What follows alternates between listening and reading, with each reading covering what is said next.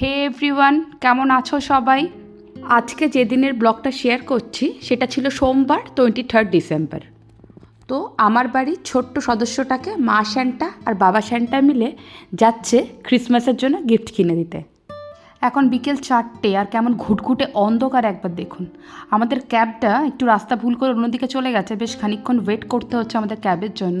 এখন যেখানে যাচ্ছি সেটা হলো একটা স্পোর্টস শপ বললে ভুল হবে, এটা একটা দোতলা শপিং মল যেখানে শুধুমাত্র খেলার জিনিসই পাওয়া যায়। ক্রিকেট, ফুটবল, টেবিল টেনিস ইত্যাদি খেলার যাবতীয় সাজ সরঞ্জাম ওই দোকানটাতে পাওয়া যায়। ঢুকেই চলে এসেছি সেকেন্ড ফ্লোরে। ক্রিকেট, ফুটবল দুটোরই জন্মস্থান ইংল্যান্ড হলেও এই ইংল্যান্ডে কিন্তু আবার ক্রিকেটের থেকে ফুটবলের জনপ্রিয়তা অনেক বেশি। আর ওপরে ওই যে টি শার্টগুলো ঝুলছে সেগুলো হলো বিভিন্ন ক্লাবের জার্সি। আমাদের ওখানে যেমন ওই মোহনবাগান, ইস্ট বেঙ্গলের ডিফারেন্ট জার্সি হয়, সেরকম এই ইংল্যান্ডেও মোটামুটি ওই 30টার মতো টিম আছে আর মনে হয় 40,000-এরও বেশি ক্লাব আছে এখানে। আর এই জুতোগুলো দেখুন, কি বলে যেন একটা স্পাইক শু নাকি, এগুলো ফুটবল খেলার জন্য ব্যবহার হয়। এখন সেলে ওই 6,000 টাকা, কোনোটা 5,000 টাকায় অফারে 50% অফে বিক্রি হচ্ছে। আর উপরে ওই ফুটবল আর ভলিবল দু ধরনের বল রয়েছে। এগুলোতে এমনি নর্মাল সাইকেল, তবে মাউন্টেন বাইক বলে এক ধরনের সাইকেল পাওয়া যায়। সেই সাইকেলটাতে পাহাড় থেকে সবাই সাইকেলিং করে নিচে নামে, সেটার আবার একটা কম্পিটিশন হয়। এই রকমই একটা সাদা রঙের হেলমেট আমার ছেলের রয়েছে, ও স্কুল যাওয়ার সময় ব্যবহার করে। আর এই যে সাইকেল পাম্পগুলোতে না, পাম্প করার সাথে সাথে আমরা পাম্পটাকে মেজারও করতে পারি, কতটা পাম্প ফিল হলো, কতটা আরও পাম্প করতে হবে সেটাও বোঝা যায় এটা দিয়ে। আর এই দেখুন স্কেটিং বুট, এগুলোর ওপর বেশ ভালো অফার চলছে, 50% অফ।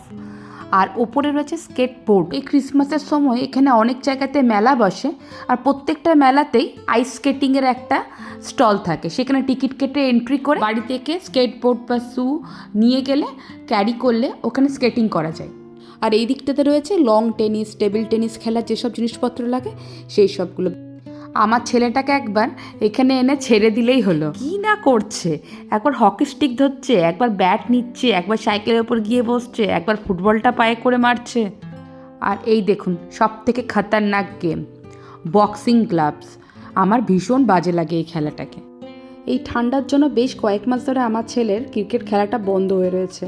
তো এই জানুয়ারি থেকে আবার ইনডোর সেশন শুরু হবে।